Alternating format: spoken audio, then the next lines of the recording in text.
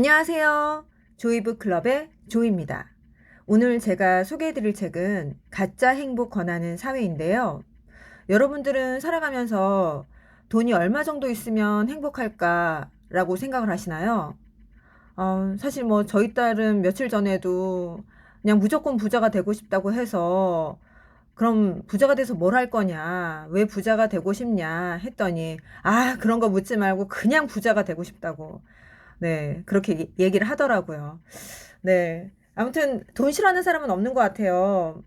그런데 이 저자는 우리가 지금 이 살고 있는 치열한 한국 사회는 돈만 많으면 행복할 것 같다라는 그런 가짜 행복을 권한다라는 거죠.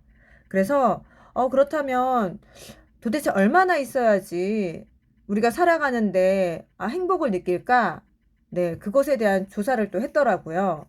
그래서 어느 정도까지는 돈이 많으면 많을수록 행복의 만족도도 굉장히 정적으로 네, 플러스 돼서 같이 상승을 합니다. 그러다가 어느 순간이 되면 아, 내가 돈이 더 이상 이렇게 있는데 또 늘고 있는데도 행복이 더 증가되지 않는 지점이 나와요. 그 지점을 바로 만족점 또는 결별점이라고 하는데요. 달러로 치자면 연간 1만 5천에서 2만 달러. 그래서 감이 잘 안 오잖아요. 네, 우리나라 돈으로 치자면 한 달에 430만 원을 번다면 나는 행복하다라고 생각을 한다라는 거죠.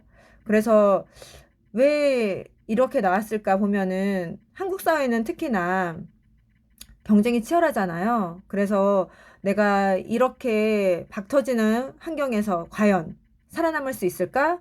생존 불안도 느끼고 또 430만 원을 한 달에 이렇게 번다 하더라도 우리 주변에는 너무나 잘 사는 사람들이 많잖아요. 네, 그렇다면 갑질, 을질, 병질, 갑을병정, 정질까지 당하면서 살아가진 않을까. 내가 돈 때문에 존중을 못 받으면 어쩌나 하는 존중 불안이 있기 때문에 네, 한국 사회는 이중으로 더 힘든 것 같아요.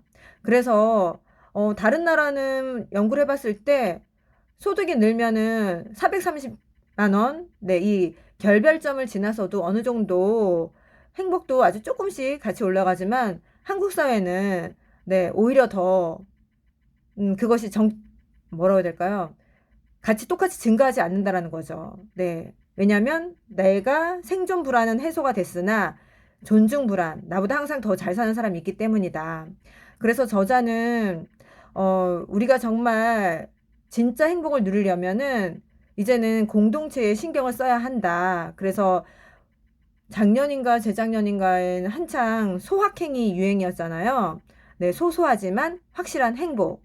그러나 이 행복이라는 것은 사실 심리학과 마케팅에서 이용한 것이지 실질적으로 따지자면 이것은 소소하지만 확실한 행복이 아니라 소소하지만 확실한 쾌락에 지나지 않는다. 이야기를 하고 있습니다. 그 얘기를 딱 읽으면서 그 부분에서 정말 나는 뭔가 나에게 선물을 해준다, 소확행을 누린다 생각했었는데, 이건 정말 소확해였구나. 아니면, 소소하지만 확실한 기분 전환이었구나. 내가 좋아하는 차 한 잔 마신다고 해서 이게 행복이 확 늘은 게 아니라 쾌감이 늘은 거잖아요. 네. 또 쾌락, 행복을 얘기하니 또 저희 아들 이야기도 생각이 나는데, 그러더라고요. 게임을 하면서 제가 이제 게임을 그만했으면 좋겠다 하니 아들 하는 말이 어머니 아리스토텔레스는 자고로 인생의 목적은 행복을 추구하는 데 있다고 했어요. 저는 이것을 통해서 행복을 추구하고자 하는데 왜 그걸 반대하세요? 그러길래 제가 아들아 아리스토텔레스가 말한 행복은 그렇게 이것을 함으로써 얻어지는 쾌락이 아니라 그들이 그때 당시에 얘기했던 그 쾌락은 심지어 아리스토텔레스도 그것은 그런 식으로 따지자면 돼지가 더 가장 많이 쾌락, 행복을 느끼는 존재가 된다. 그래서 돼지의 철학이라고 했다. 아리스토텔레스는 무언가가 있을 때 그걸 성취해내고 본인 스스로 만족해하는 것을 행복이라고 했지 쾌락을 행복이라고 하지 않았다. 그랬더니 아들이 그걸 알았네? 라고 하더라고요. 그래서 참 이 책을 미리 읽지 않았다면 네, 아들에게 그냥 그래 행복을 추구해라 하고 물러날 뻔했습니다. 어쨌든 우리가 순수하게 추구하는 게 정말 행복인 건지 아니면 쾌락인 건지 한 번쯤은 멈추고 돌아봐야 될 것 같아요. 네.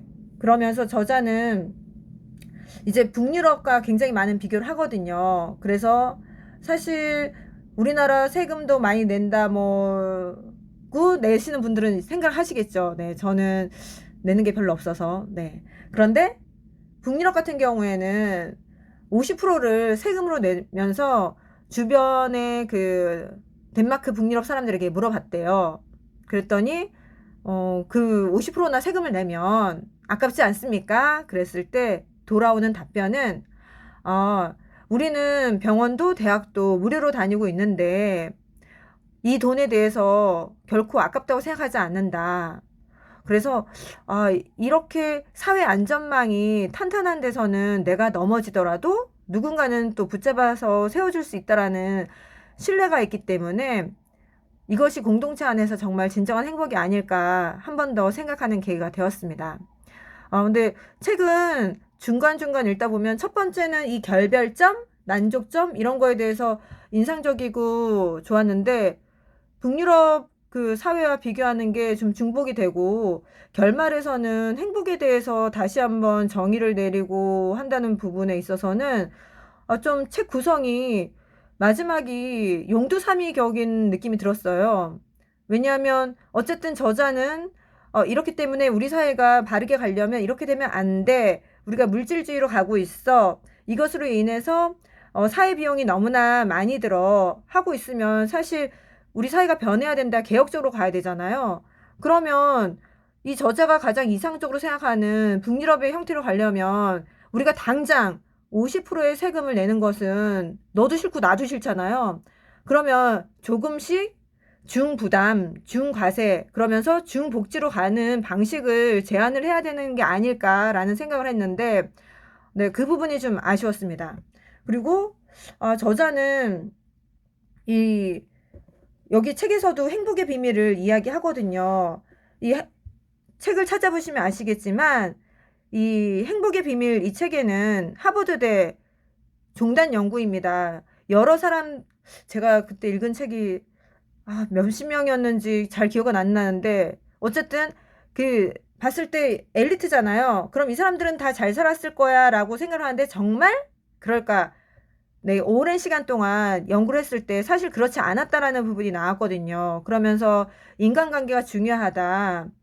거기에 또 종교적인 영향을 많이 끼쳤다는 것도 책에 나오는데 여기 저자는 굉장히 종교적인 부분을 부정적으로 생각을 하고 있어요. 그래서 무신론자라 하더라도 삶의 의미를 그리고 삶의 목적을 정말 잘 알고 있다면 이 사람은 행복하다 하는데 사실 우리가 이 땅에 태어나고 싶어서 태어난 게 아니고 이 가정에 태어나고 싶어서 태어난 게 아니잖아요. 그리고 언제 갈지도 모르고 이런 상황에서 어떻게 본인이 신이 아닌 이상 인생의 목적을 어떻게 알 것이며 죽음 이후의 삶에 대해서 단언할 수 없는데 어떻게 이것을 종교 없이 인생의 목적을 얘기할 수 있을까? 저는 그게 좀 의아했거든요. 그래서 아시다시피 니체는 신은 죽었다. 그러면서 다른 사람들에게 초인이 되라고 얘기하잖아요. 그러면서 정작 자신은 초인이 아니라 광인으로 인생을 마무리 짓게 되었는데 너무 우리가 인간적으로 봤을 때 멋있는 부분만 따서 하는 것은 아닌지 네, 안타까운 부분이 있었습니다.